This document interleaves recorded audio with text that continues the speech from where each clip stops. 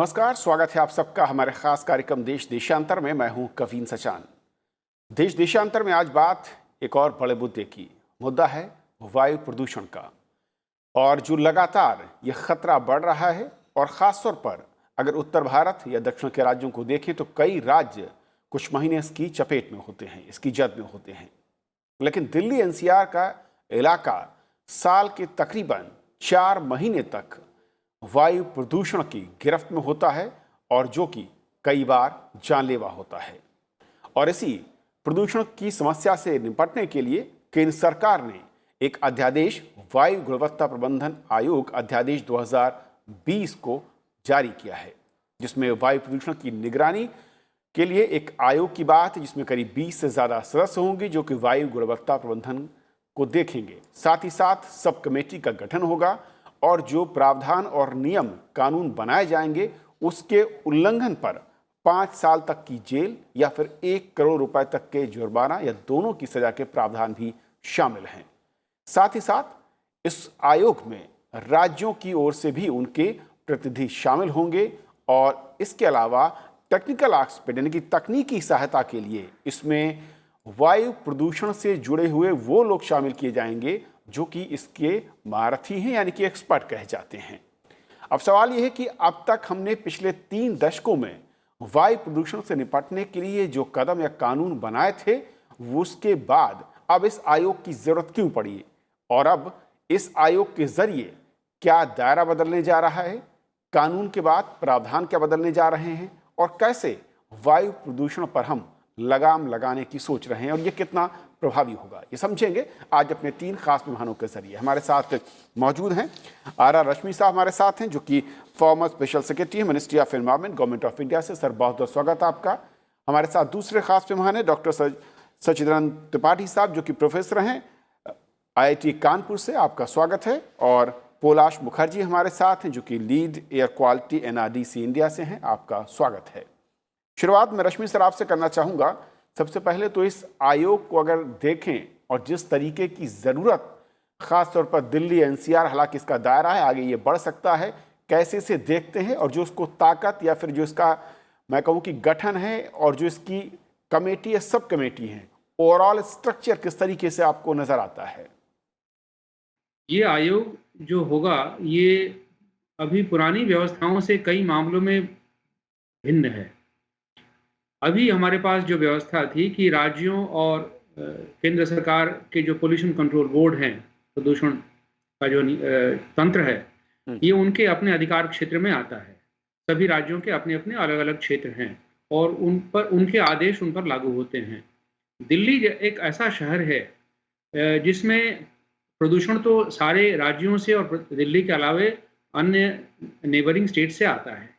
तो इस पर प्रदूषण जो हो रहा है उस पर उसका दिल्ली सरकार का या भारत सरकार का नियंत्रण पूरी तरह से है नहीं। और ये प्रदूषण के स्रोत भी अलग अलग हैं। कहीं ये ज़्यादातर इंडस्ट्रियल एमिशन है, व्हीकुलर पोल्यूशन है, गाड़ियों से है, उद्योगों से है, निर्माण कंस्ट्रक्शन का डस्ट है, तो तरह तरह के इसके स्रोत हैं। इन स्रोतों पर भी नियंत्रण एक सरकार का नहीं है।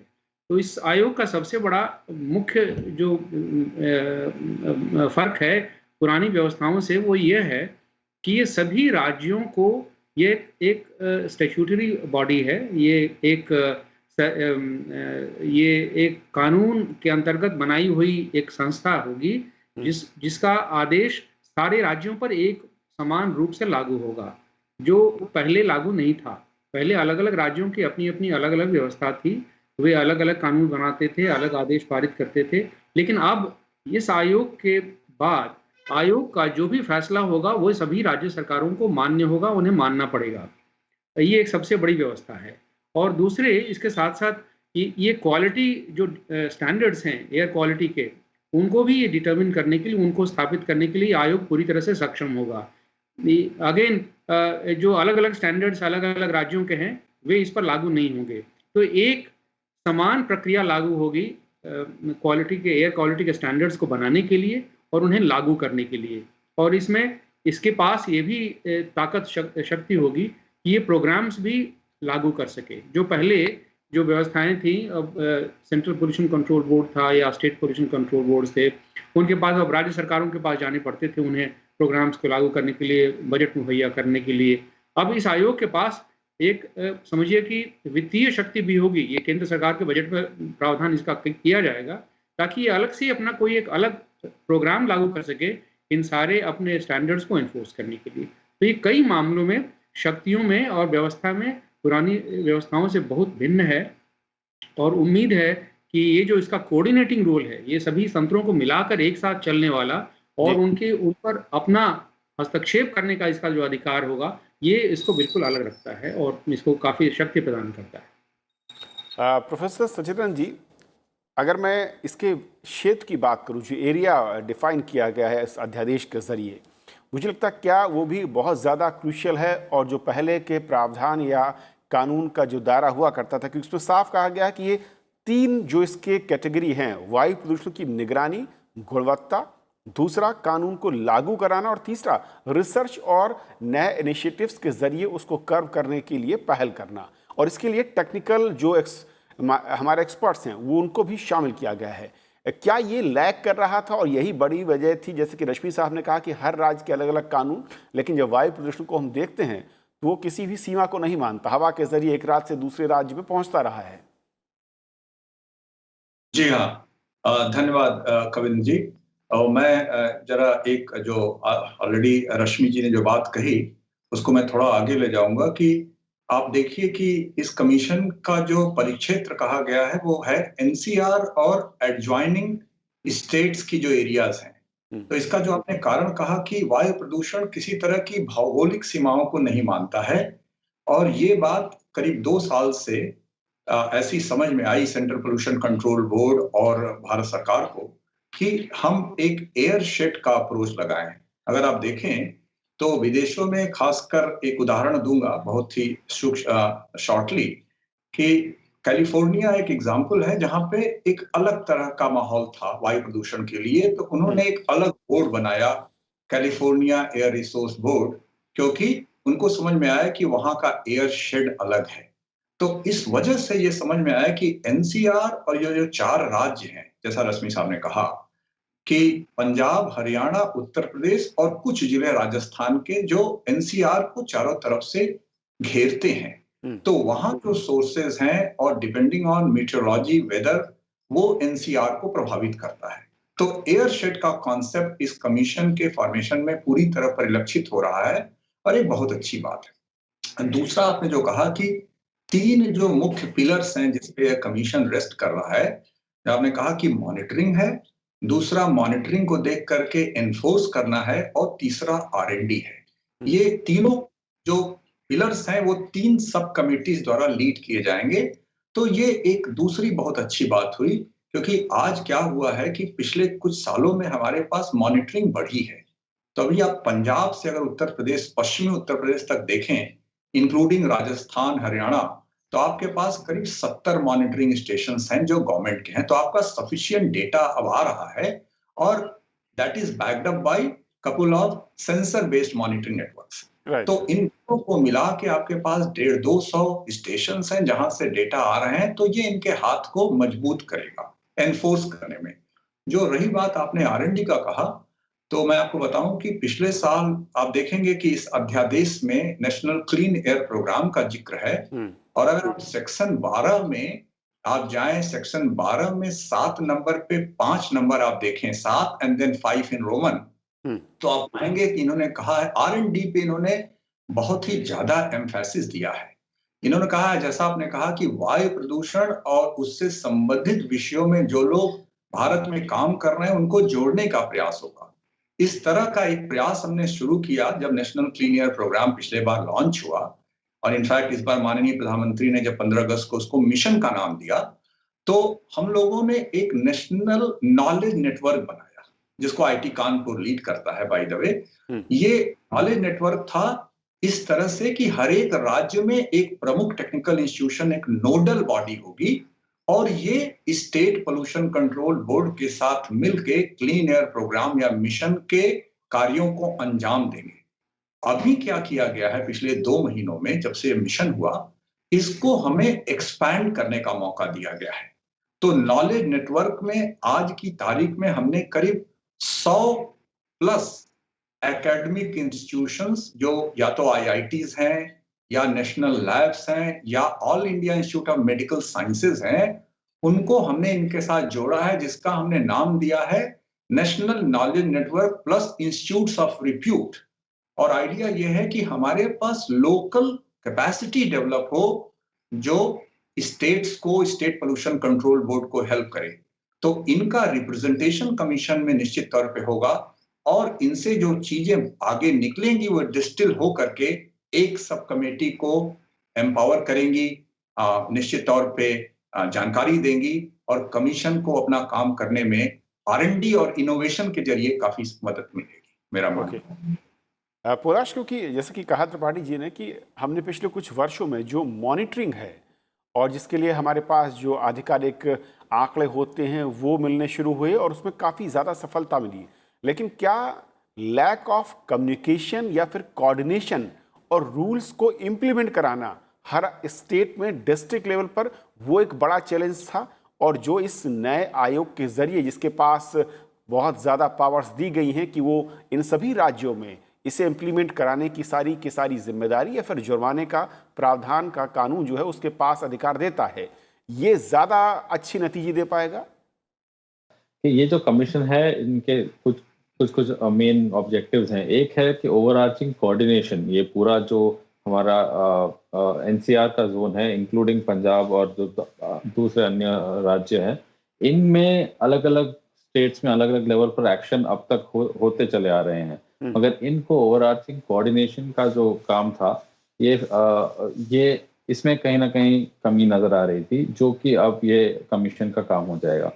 तो इसमें जैसे 3 सब कमिटीज हैं, इसमें एक एनफोर्समेंट भी बहुत एक महत्वपूर्ण कमिटी है जो जिस पे काम भी हो रहा है। मैं इसमें एक पॉइंट जोड़ना चाहूंगा जो त्रिपाठी सर ने भी कहा कि एनसीएपी पे, नेशनल क्लीन एयर प्रोग्राम पे अभी पिछले 2 वर्षों में काफी काम हो चुका है। 122 शहरों ने अपने अपने प्लान्स बनाकर जमा किए हैं जिन पे काम भी शुरू हो चुका है।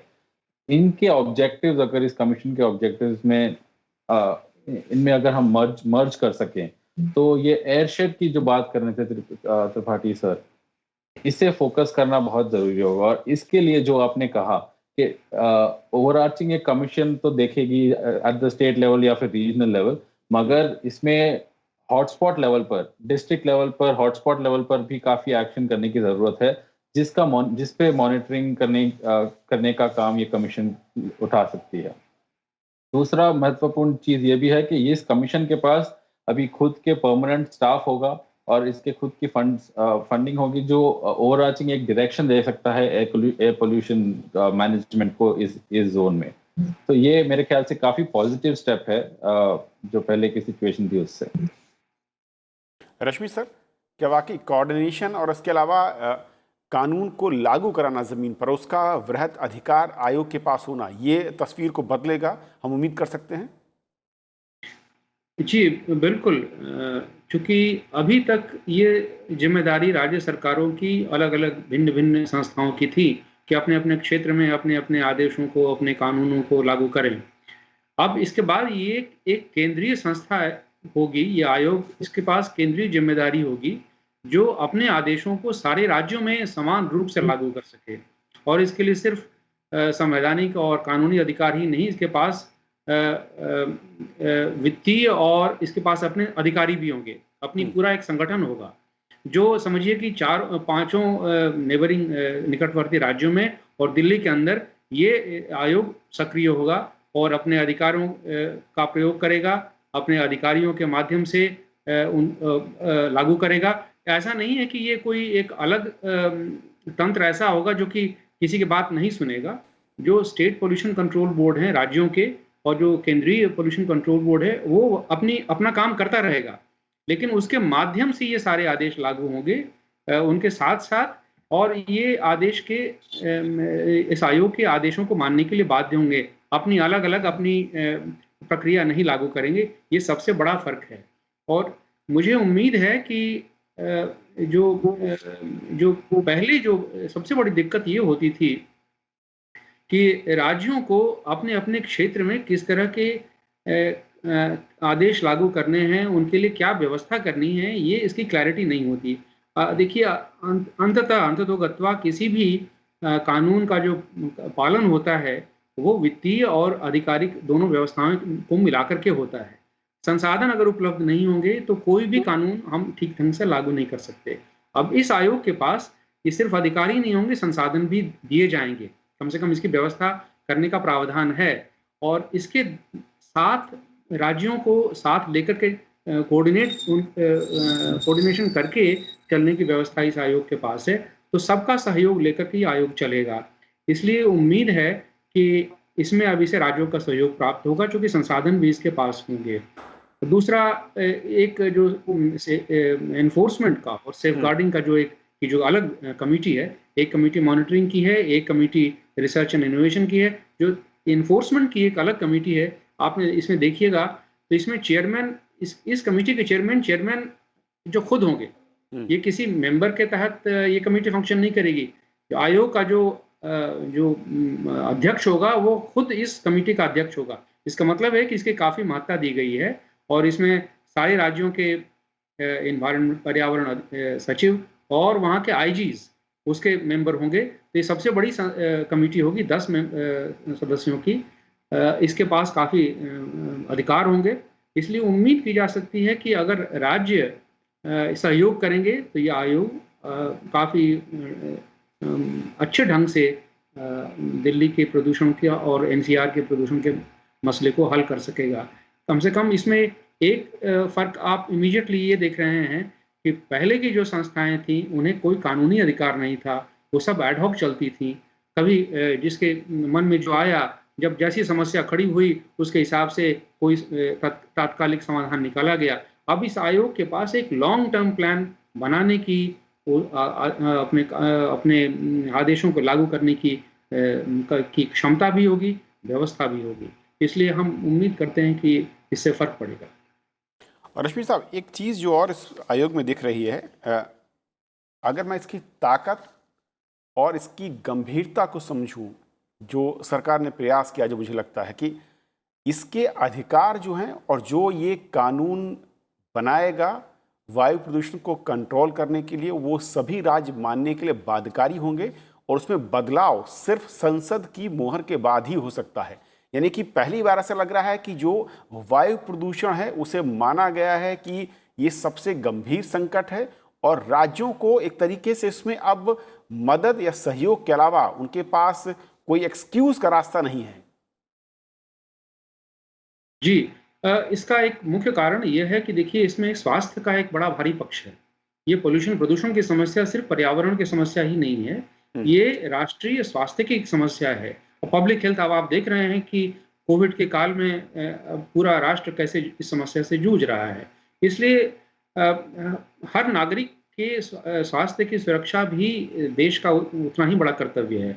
इसलिए इस आयोग के माध्यम से इसकी व्यवस्था होगी कि संसद एक बार जो कानून पारित कर देगा या इसका जो प्रोग्राम होगा और इसके जो स्टैंडर्ड्स हैं एक बार निर्धारित कर दिए जाएंगे, वे सारे स्टैंडर्ड्स सारे राज्यों पर लागू होंगे। और ऐसा नहीं है कि इसमें कोई मनमानी कोई कर सकता है, क्योंकि इसमें सभी मेंबर्स हैं, इसके सारे एक्सपर्ट्स, साइंटिस्ट, सारे केंद्रीय मंत्रालय और सारी राज्य सरकारें इसके सदस्य होंगी। इसलिए सबकी सहमति से जो भी स्टैंडर्ड्स बनेंगे और वो लागू होंगे।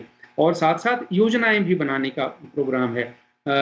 इसमें आपने देखा होगा कि इसमें तीनों चीज़ों का इसमें रेफरेंस दिया गया है, वर्णन किया गया है। नेशनल क्लीन एयर प्रोग्राम है, national air quality monitoring programme है और national ambient air quality standards हैं। इन तीनों का जिक्र इस कानून के अंतर्गत साफ साफ किया हुआ है। इसका मतलब है कि ये जो नेशनल जो प्रक्रियाएं पहले से चल रही हैं उनको ध्यान में रखते हुए राज्यों की सहमति से यह लागू किया जाएगा। इसलिए ज़रूर फर्क आएगा। और अगर हम एक लॉन्ग टर्म, एक दूरगामी योजना बनाएं तो इसका राज्यों के सहयोग से इसका सॉल्यूशन निकाला जा सकता है। जी पलाश, क्योंकि जब इस आयोग के मॉडल को देखते हैं और जिसके बारे में कहा भी गया है कि दुनिया के कई देशों में इस तरह के मॉडल हैं और शायद वहीं से इसकी जो रूपरेखा है वो अडॉप्ट की गई है। लेकिन क्या हम अब तक जब प्यास लगती है तो कुआं खोदने की जो कहावत है उसकी तरफ हम आगे बढ़ रहे थे, और इस आयोग के बाद जो लॉन्ग टर्म पॉलिसी और जो रिसर्च इनोवेशंस हैं, अब जब हम उसकी तरफ बढ़ेंगे तो हम उम्मीद कर सकते हैं कि दुनिया के जैसे कई देशों ने, कई शहरों में बहुत ज़्यादा पोल्यूशन था, उसको 7 से 12 साल के दरमियान जो समय अंतराल था वहाँ पर कम कर दिया, ख़त्म कर दिया, हम उसकी तरफ बढ़ पाएंगे। जी बिल्कुल, मैं कहूँगा कि ये जो कमीशन बनाई गई है, ये बहुत एक महत्वपूर्ण स्टेप है एनसीआर रीजन में और दिल्ली में दिल्ली के एयर क्वालिटी को इम्प्रूव करने के लिए। काफ़ी आपने जैसे कहा और त्रिपाठी सर ने भी कहा कि कैलिफोर्निया में और दूसरी जगहों में ऐसे एयरशेड लेवल पे प्लानिंग होती है। तो ये एक बिल्कुल महत्वपूर्ण स्टेप है जो उस तरीके के एयर क्वालिटी मैनेजमेंट रेजीम की तरफ हम प्रोग्रेस कर रहे हैं। मगर इसमें मैं 2 चीज़ें कहना चाहूँगा। एक तो है कि एक अकाउंटेबिलिटी की ज़रूरत होती है। अगर हम एयर क्वालिटी की बात करें तो एयर क्वालिटी एक कंपोजिट आउटकम होता है। इसके कई सारे सोर्सेज़ होते हैं और इसमें कुछ भी चेंजेज़ अगर हम करना चाहें तो इसमें कई साल लग जाते हैं, सारे सोर्सेज़ पे काम करने के बावजूद। राइट। तो इसी की वजह से काफ़ी टाइम ये होता है कि एयर क्वालिटी का अकाउंटेबिलिटी कोई ज़िम्मेदारी नहीं लेता कि अगर हवा दूषित है तो उसके लिए कौन ज़िम्मेदार है, इसका कोई एक जवाब नहीं होता है। तो आशा ये है कि आगे चलते ये कमीशन जो है ये लॉन्ग टर्म वे में काम कर पाएगी ताकि वायु प्रदूषण का एक इस रीजन में वायु प्रदूषण का ज़िम्मेदारी ये उठा पाए।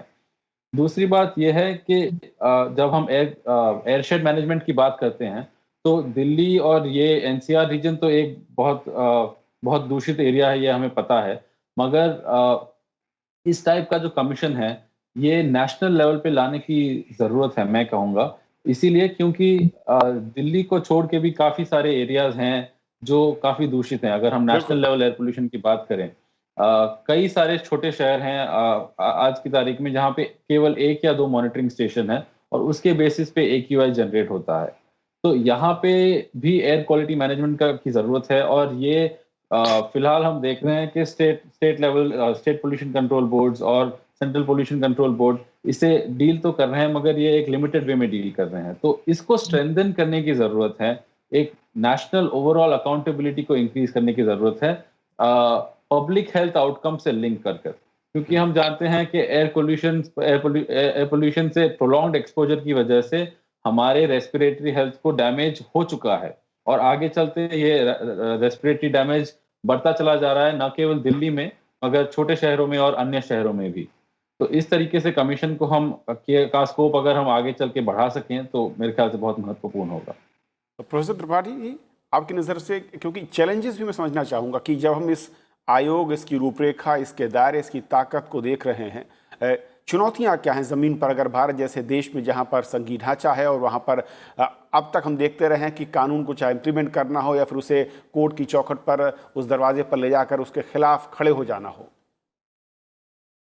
जी, एक बात मैं कहना चाहूँगा कि इसके पहले स्पीकर ने कहा कि अकाउंटेबिलिटी हमारे यहाँ संघीय ढांचा है और पहले जब नदियों के जल को लेके विवाद हुआ और आप जानते हैं कि दक्षिण में एक बड़ी नदी है जिसको लेके समस्या हुई और उसको बड़े अच्छी तरीके से सॉल्व कर दिया गया और नदियों के जल को लेके बंटवारे को एक इक्विटेबल एक रास्ता निकला। उस तरह से अगर आप देखिए, मैं आपको एक एनालॉजी वो ड्रॉ करूंगा कि यूरोप के कई देश हैं, बहुत छोटे हैं और एकदम हमारे राज्यों की तरह वो एक दूसरे से सटे हुए हैं। तो प्रदूषण एक देश से दूसरे जगह जाता है तो जैसा कैलाश ने कहा कि वो अकाउंटेबल होते हैं इसके लिए। ये कमीशन बहुत ही सही तरीके से पोजीशनड है, गिवन दैट कि इसके पास R&D विंग भी है कि वो ये तय करे जो R&D पे सॉलिड नंबर्स पे आए कि ये राज्य इतना प्रदूषित करता है तो हम उस राज्य को इंसेंटिवाइज कर सकते हैं जो प्रदूषण कम करे और जो ज्यादा करता है उसको हम कुछ उसके ऊपर कर सकते हैं। एक तो ये बात है। दूसरा जो एक महत्वपूर्ण चीज मैं कहूंगा जो आगे ध्यान दिया जा सकता है, मेरा ये साग्रह निवेदन होगा कि कुछ सीनियर लॉ ऑफिसर्स भी सेंट्रल गवर्नमेंट और स्टेट गवर्नमेंट्स के इस कमीशन में बैठे होने चाहिए, क्योंकि बहुत सी बार ऐसा होता है कि आप बहुत बड़े लोगों से इसमें डील कर रहे हैं और जैसा हम कहते हैं कि लॉबीज हैं, तो उस केस में वो तुरंत एक उनके पास हेल्प मिल जाती है कोर्ट्स के थ्रू। तो अगर आपके पास senior law officer central government and state government के बैठे हों, तो आपको, जैसे कई बार हम देखते हैं कि अब अक्सर बातें होती हैं सेंट्रल पोल्यूशन कंट्रोल बोर्ड और स्टेट पोल्यूशन कंट्रोल बोर्ड, और रश्मि साहब तो मिनिस्ट्री के साथ रहे हैं, तो आप हमेशा जाते हैं अपने सॉलिसिटर जनरल्स के पास या अटॉर्नी जनरल्स के पास पूछने के लिए। अगर उस तरह के कुछ लोग या उनसे थोड़े नीचे लोग बैठे हों, तो आपके पास हैंडी एडवाइसेस हैं। दुनिया में और जगह जहां पे इस तरह के कमीशन लाए गए, आपको ये जान के आश्चर्य होगा कि अगर कमीशन की साइज 100 थी, तो उसमें 30 लॉ ऑफिसर्स बैठे हुए थे। वो हैंडी एडवाइस के लिए तुरंत कोर्ट में खड़े होकर के, एक अगर सीनियर लॉ ऑफिसर कोर्ट में खड़ा हो जाए, तो जो लोग प्रदूषित कर रहे हैं, प्रदूषित करने वाली इकाई है या सेक्टर है, वो 1 मिनट में उसका वो हो जाएगा वाला न्यारा उस केस का। तो ये एक आगे ध्यान देने की जरूरत है। 2 बातें अगर ये किया जाए, तो मैं तो मानता हूं कि ये कमीशन बहुत, और आगे जैसा पिछले स्पीकर ने कहा कि rather than thinking about pan India commission, हमें एयर शेड के आधार पे कमीशन बनाने होंगे, और एयर शेड के अंदर एयर डिस्ट्रिक्ट्स सोचना होगा, और एयर डिस्ट्रिक्ट्स के ऊपर एयर डिस्ट्रिक्ट्स की अगर अथॉरिटी होंगी, वो डिस्ट्रिक्ट्स नहीं होंगी, वो एयर डिस्ट्रिक्ट्स होंगी। इस तरह से हम निश्चित तौर पे इस पे काबू पा सकते हैं, बट ये थोड़ी लंबी जंग है, लेकिन हमें लड़ते रहना होगा। बिल्कुल, और उम्मीद कर सकते हैं कि जिस तरीके से इस आयोग का आकार दिख रहा है, इसमें राज्यों की ओर से प्रतिनिधि, टेक्निकल एक्सपर्ट जोड़े जा रहे हैं, और साथ ही साथ वित्तीय और कानूनी अधिकार दिए गए, क्योंकि इसके फैसलों को सिर्फ एनजीटी में ही चैलेंज किया जा सकेगा। और उम्मीद कर सकते हैं कि नए कदमों के साथ वायु प्रदूषण की जो समस्या दिनों दिन बढ़ रही है देश के अलग अलग हिस्सों में, चाहे वो एनसीआर हो या दूसरे राज्य हों, वहाँ पर हम उस पर लगाम लगा पाएंगे। आप तीनों मेहमानों का बहुत बहुत शुक्रिया अपनी राय और जानकारी साझा करने के लिए। किस तरीके से ये आयोग काम करेगा, इसमें क्या कुछ और जोड़ा जा सकता है जिसके चलते ज़्यादा बेहतर नतीजे हम हासिल कर पाएँ। आज फिलहाल इतना ही। नमस्कार।